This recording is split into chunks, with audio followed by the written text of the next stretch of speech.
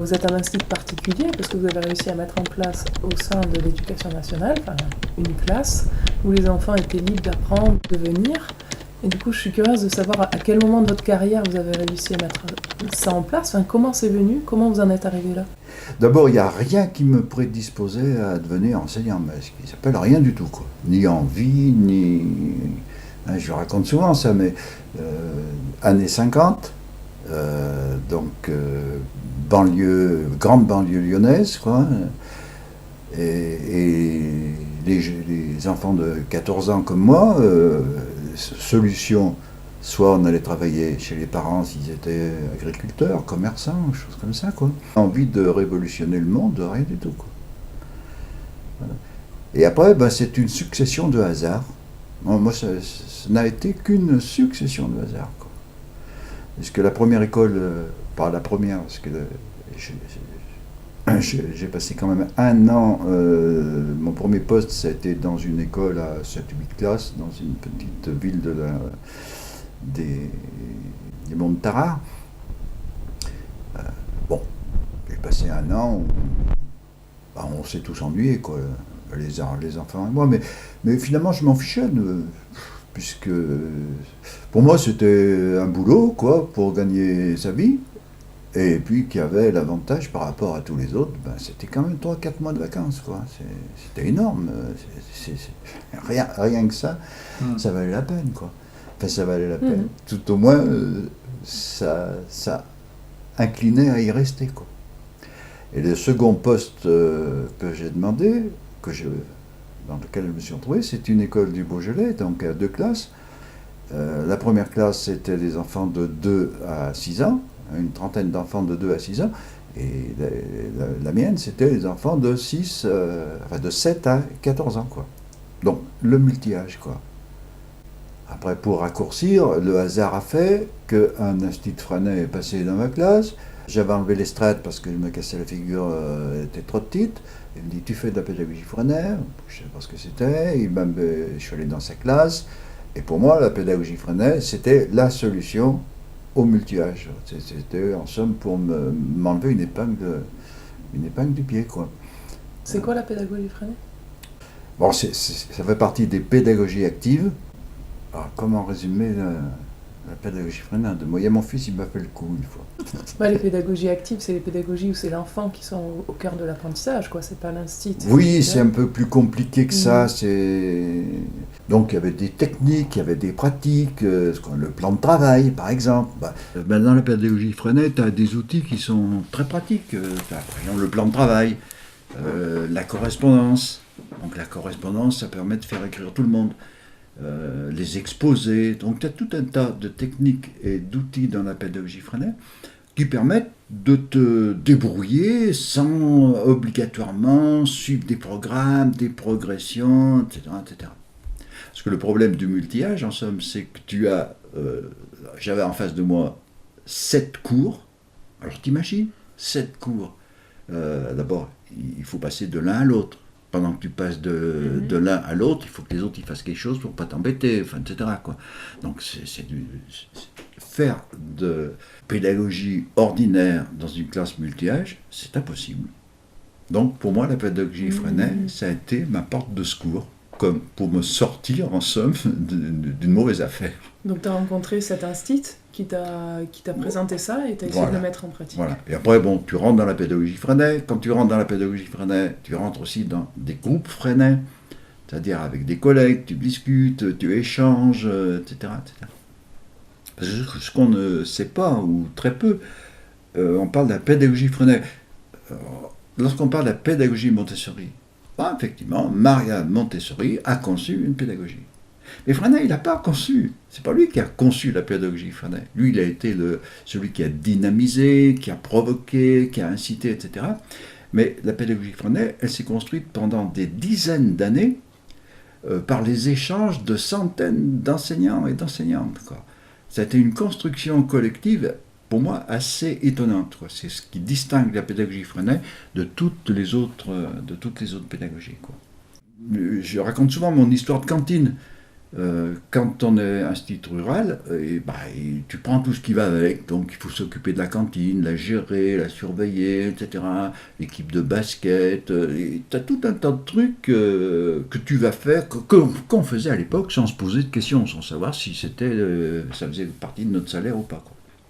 Ben, la cantine, par exemple, quand je suis arrivé, c'était les vieilles cantines avec les immenses tables, une immense table sur des tréteaux, la cantinière qui posait le gros faitout au milieu de la table avec la louche, servait tout le monde, etc.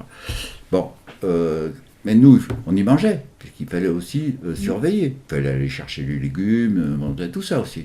Mais on y mangeait. Alors quand tu es obligé de manger, toi, adulte, tous les jours, de cette façon-là, tu te dis non, ça va pas, quoi. Non, ça va pas.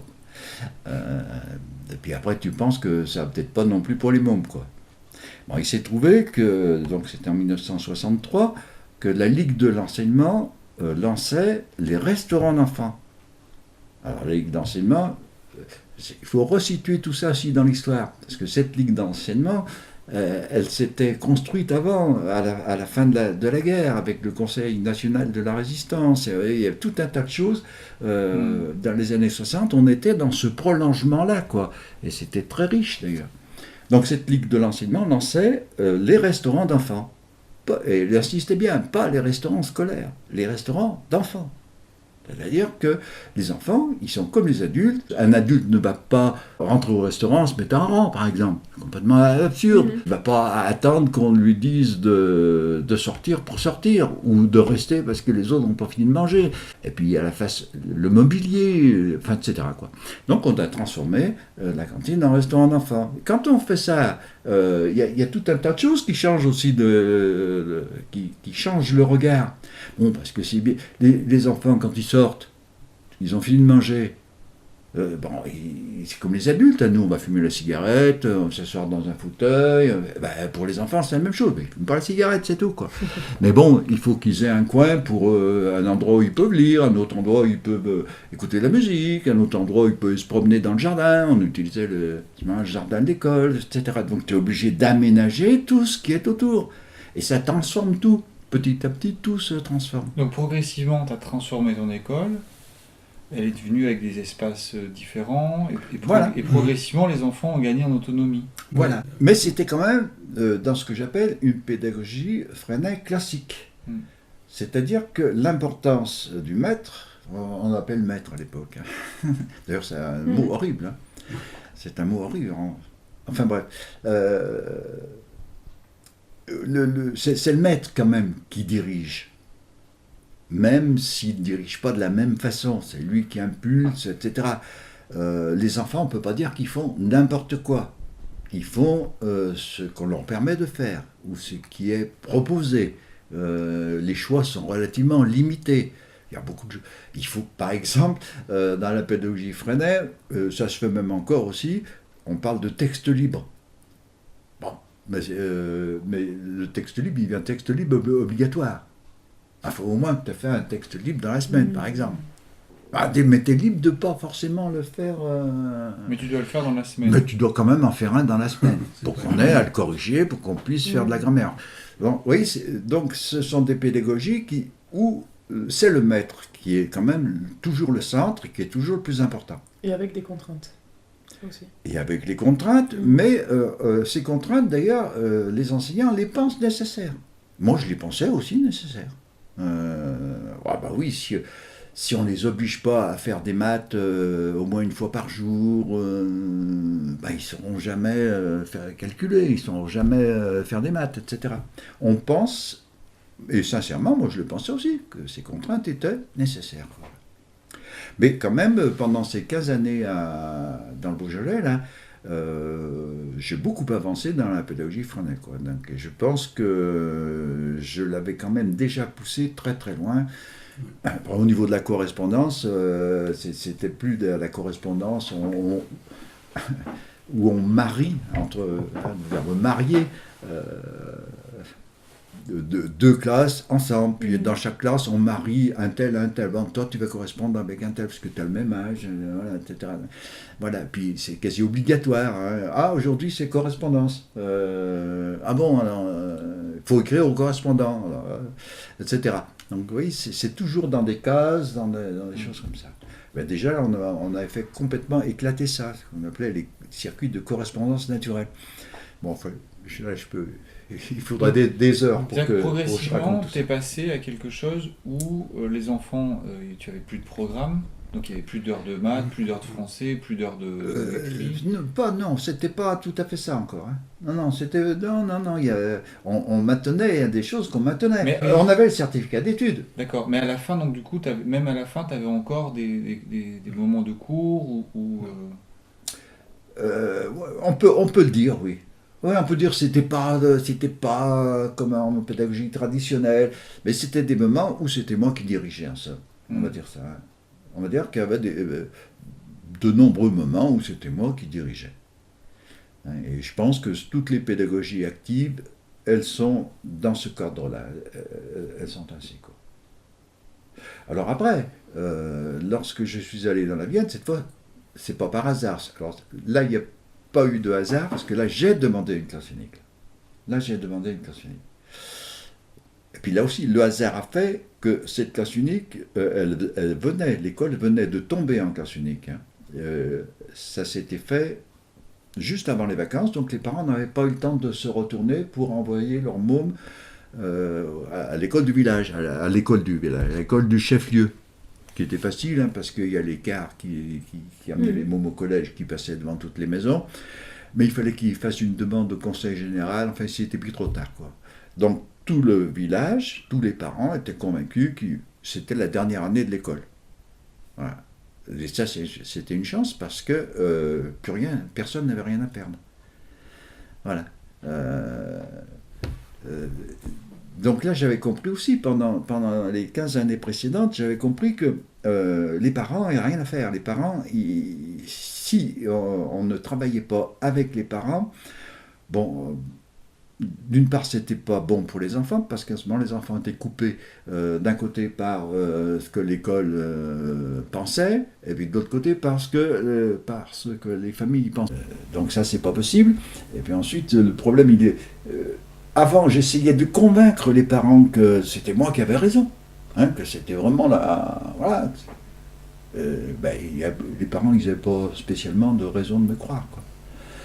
Pourquoi ils auraient cru mieux que moi que le collègue voisin qui était très traditionnel, qui avait aussi beaucoup de réussite au certificat. Je me plaçais involontairement dans une impasse, quoi, ou dans quelque chose qui était pas satisfaisant.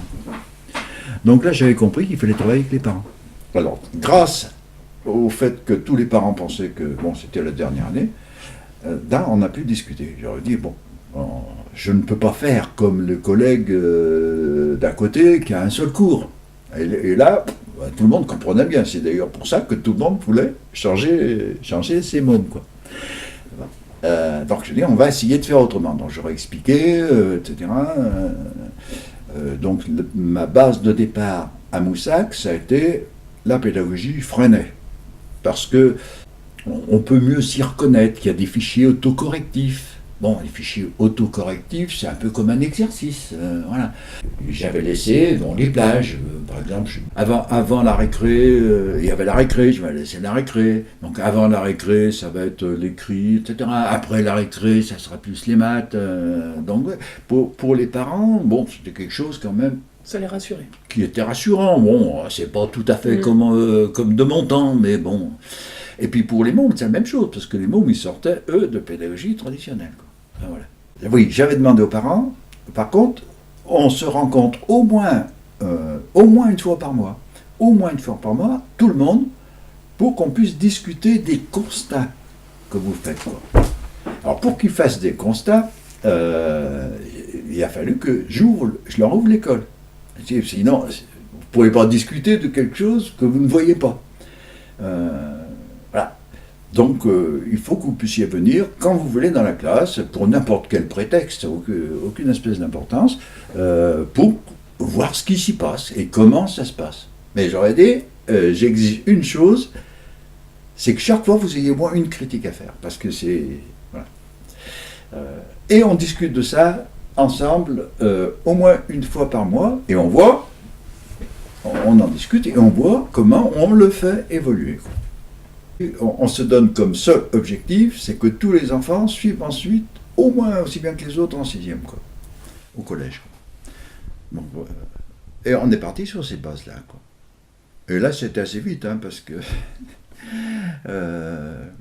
c'était pas encore tout à fait la communauté éducative, mais ça commençait à y être. Quoi.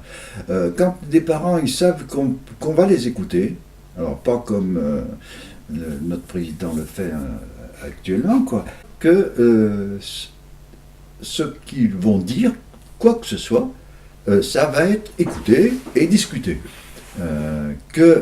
Si ils se rendent compte que la stratégie, en somme, qu'on a mis en place, qu'elle tourne mal, eh bien, on peut la faire évoluer. Alors, à ce moment-là, cette stratégie, elle est acceptée. On accepte quelque chose que si on sait que si ça colle pas, si ça va pas, on en discute et ça pourra évoluer. Quoi. Et là, c'était assez vite, parce qu'après, il suffit d'enlever au fur et à mesure ce qui est inutile. On enlève ce qui est inutile. Mm-hmm. Bon, je prends l'exemple, tout à l'heure, j'ai parlé des textes libres, textes libres obligatoires. Bon, à un moment, vous ne le mettez plus obligatoire. Mais à quel moment il faut le mettre plus obligatoire? Mais au moment où les enfants prennent du plaisir à écrire, ont une multitude d'occasions d'écrire. À ce moment-là, c'est fini, vous n'avez plus besoin de le mettre obligatoire. Je prends cet exemple-là, parce que pour que des enfants ils aient envie d'écrire, dans la vie, en particulier à ces époques-là, à cette époque-là, les enfants, ils ne voient personne écrire. Hein. À la maison, ils ne voient pas les parents se mettre à écrire, etc. Donc il faut arriver à la provoquer. Il y a des tas de techniques qui permettent de provoquer l'envie, la jouissance d'écrire. Je suis parti d'ailleurs pas mal de tout ce que faisaient les surréalistes, le Kandorowsky, l'écriture automatique, etc. Jusqu'à ce que écrire procure du plaisir.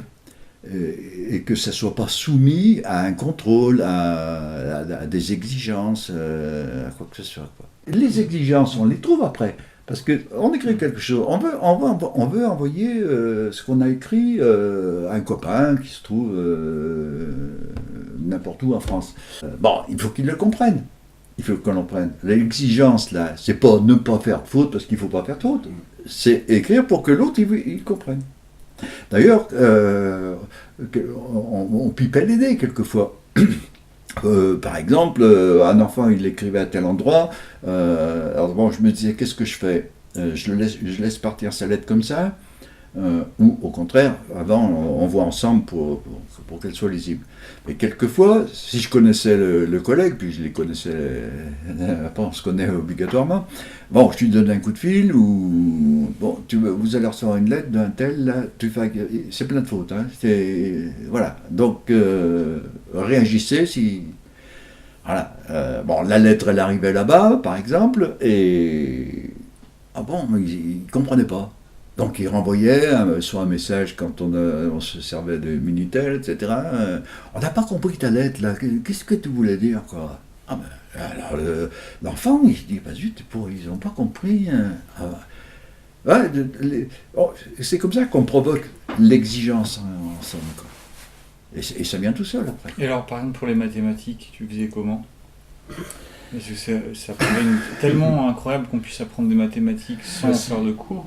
Sur la fin d'ailleurs, on va même plus loin, il ne faudrait même pas provoquer du tout.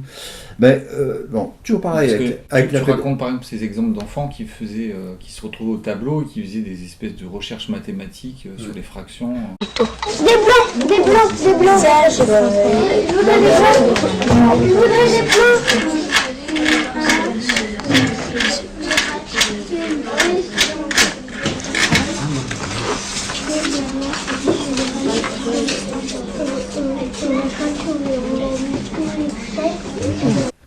Toujours pareil, on revient toujours au point de départ. Point de départ, pédagogie Freinet, alors, le calcul vivant. Il faut des tas de... Mais il y a des tas multitude d'occasions d'avoir à calculer, quoi. Si on fabrique un cerf-volant, enfin, il y a une multitude d'occasions. Voilà, donc on se sert de ces occasions-là comme base de départ.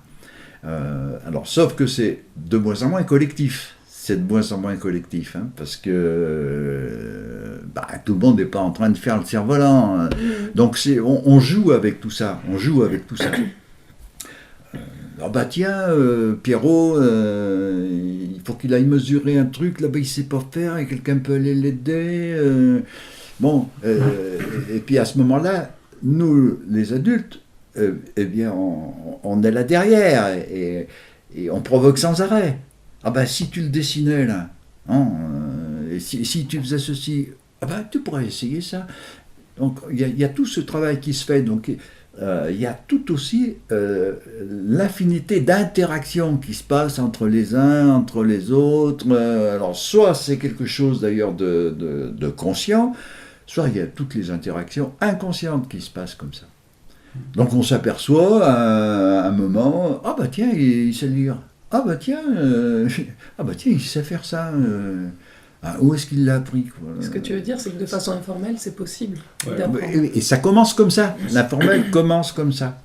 Mais cet informel, on peut le provoquer plus loin. Alors, par exemple, dans inventer des maths. Si nous, on ne provoque pas, personne n'a l'idée qu'il peut inventer des maths, hein, ou que ce qu'il vient de faire, là, c'est des maths. Donc, c'est nous.